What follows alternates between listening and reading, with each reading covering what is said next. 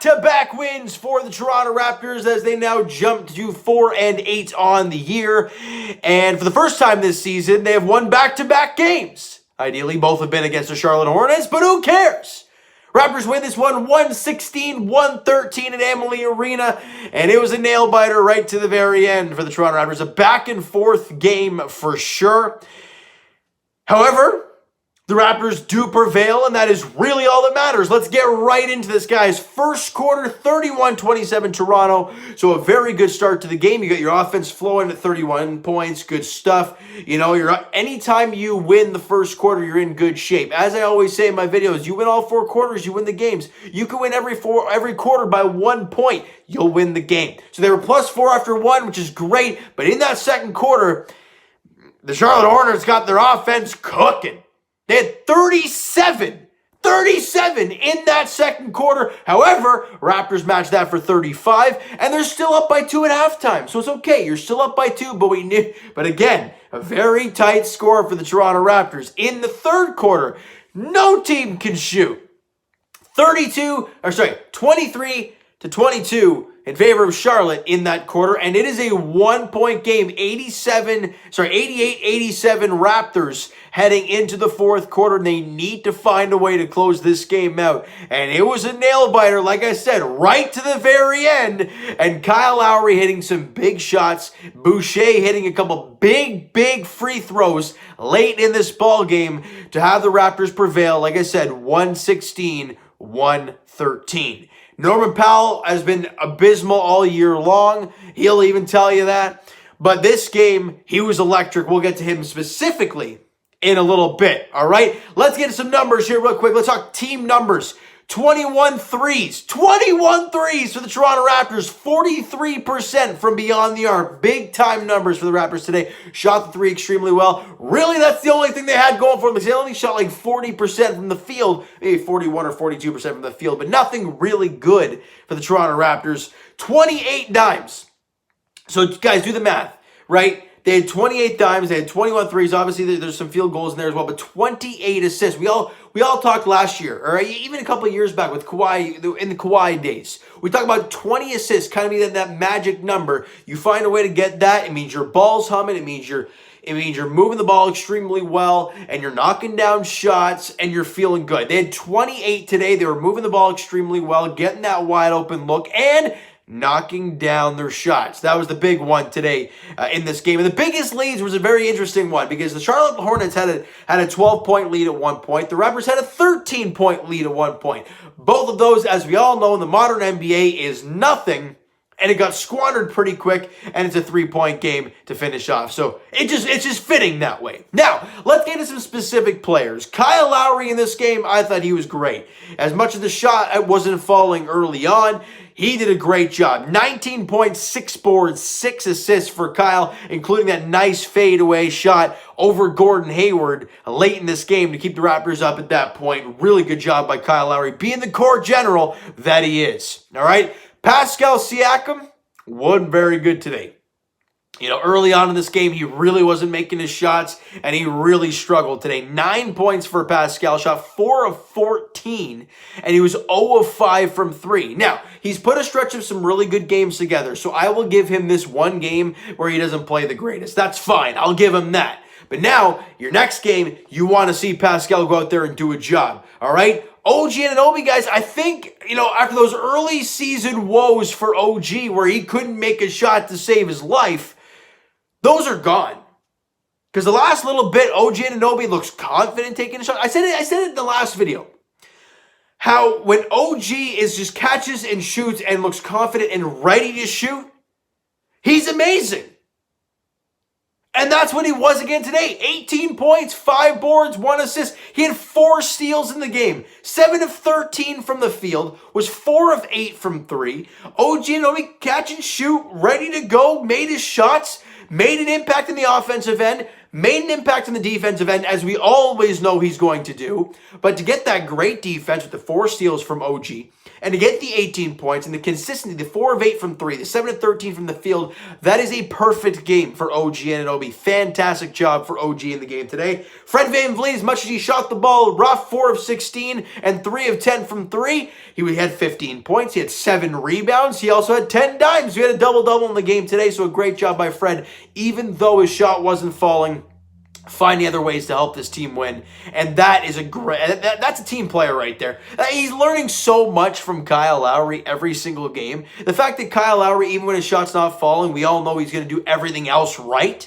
And that goes for Fred VanVleet as well. As much as there's times where he gets a little shot happy, as he might have a little bit in this game too, but overall, he does so many great things that some of the bad things kind of get overshadowed a little bit because of how many good things that he does. Same with Kyle Lowry, so I'll give Fred VanVleet that. Now, this is the fun part of this game. We talk about how OG had an all right game. You know, Lowry did his thing. Fred and Pascal struggled. Baines played very few minutes, didn't get any points at all. He was a liability at that point. But the bench. And we talked about it early in the season, the 3 things for the Toronto Raptors. Your 3-point defense, your bench scoring was a big one. Because it wasn't happening. You weren't getting any bench scoring. Then Chris Boucher started to find himself, and we're like, oh man, now we got somebody on the bench with some actual threat. Well, Norman Powell, we talked about him and how well when him and Serge Ibaka were working together, it was beautiful. They were all smooth. They were all making it happen. They were basically a 20-plus lock every game. It was fantastic. So what'd you see today? Well, Chris Boucher doing Chris Boucher things because he has been unbelievable lately. 20 points, 9 boards for Chris Boucher, 5 of 7 from 3, 8 of 10 from the line, including 2 huge free throws down the stretch within the final minute of this game. So a big job by him. And he was 2 of 4 from 3 with a couple blocks. Boucher just showing us more and more how he's improving and getting better each and every season and each and every game. It's awesome to watch. And like I said, Norman Powell, as I said earlier, has had a ridiculously tough season. He's only averaging 10 a night. He's shooting under 40% from the field, like under 35% from threes, really struggling this season. You've seen spurts of great things from Norm, but nothing real consistent. Today, man, he was electric. He was absolutely phenomenal. 24 points for Powell, 3 boards, 2 dimes, 6 of 12 from the field. He was 6 of 6 from the free throw line, 6 of 9 from 3. He made 6 threes. I'm spitting everywhere. Fantastic job for Norm Powell. And I've noticed when I watch Powell, and you guys can watch the films where he doesn't, or even the games where he doesn't shoot well, and then a game like today where he does do well. Watch his jumper, right? His jumper today, so smooth, all in one motion. When I see Norman Powell when he's struggling, it's when he goes up and then it looks so splotchy and robot-y when he's having a tough time. It's blatantly obvious. And today, he was smooth. He looked great. He looked decisive with his moves. He was handling the ball extremely well. As I mentioned earlier, the kind of the butterfingers he's had lately, he looked a lot better today. I was really impressed with Norman Powell. Now, is this going to be a Norman Powell thing we're going to see more often? If that's the case, and you have Chris Boucher doing his thing and Powell doing his thing off the bench, that's fantastic. Then you're like, all right, well then literally we haven't not missed Serge Ibaka because Boucher has replaced him and Powell's still Norman Powell.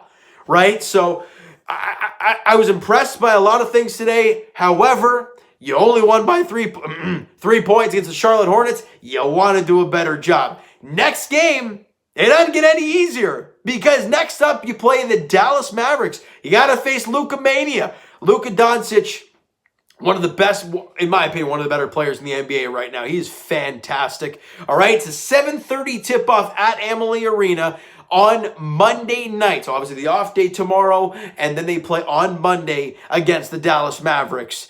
Looking to go for win number 3 in a row and creep that record closer to 500. Look, you're not going to be a playoff team just like that. You're not going to be the first overall. Like, I can't, look, everyone's like tank for Cade, tank for Cade. This team cannot do that. Like, and people are like, well, what are you talking about? They were 2-8. I get it.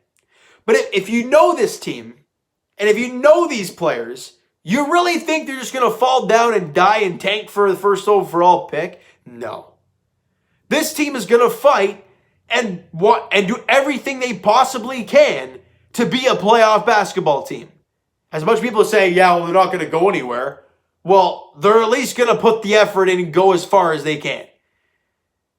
As much, they're now 4-8. They've won back-to-back games. I understand you play the Charlotte Hornets, but before the Toronto Raptors, that team was 6-5 and in the number 7 seed in the Eastern Conference. Now they're 6-7 and out of the playoffs, I'm assuming. The Toronto Raptors, look, when you face a team like Dallas, that's going to be a test. That's going to be a legit test. You face Boston. They kicked your butt. Now you're playing a really good Dallas team. What are you going to do with them? That's going to be a test on Monday night. All right, so you know what, guys? That is going to do it for this one. If you enjoyed the video and enjoyed the W there this evening against the Charlotte Hornets, smack the like button to appreciate that. Hit the subscribe button if you guys have you not already. Comment down below your thoughts on the game, the video, your MVP in today's game. My MVP is Boucher and Norman Powell because they did an incredible job for this team coming off the bench, and they were fantastic in this game today. Who's your MVP? Maybe you have somebody else. Let me know in the comments below. Twitter is down below for myself as well, guys. Follow up, send me a DM, do all that great stuff. Also, the Instagram link is down below, so follow up there if you've not done so already. And I will talk to you guys, oh gosh, what is it? Leafs edition. I want to say it's Monday as well. I threw my notes out. Is it Monday? Yeah, Monday gets Winnipeg Jets. It's a 7 o'clock puck drop there as the Leafs look for back-to-back victories to start their season 3-1. Very tough Jets team, though. 7 o'clock puck drop there at Scotiabank Arena. As for the Toronto Raptors, they play on Monday. 7:30 tip-off at Emily Arena. They're home, I guess, against the Dallas Mavericks. Raptors looking for win number 3 in a row and to really play a good game against a very good Dallas Mavericks team, all right? So thank you guys so much for listening and watching. Hope you guys enjoyed the video. Talk to you guys then.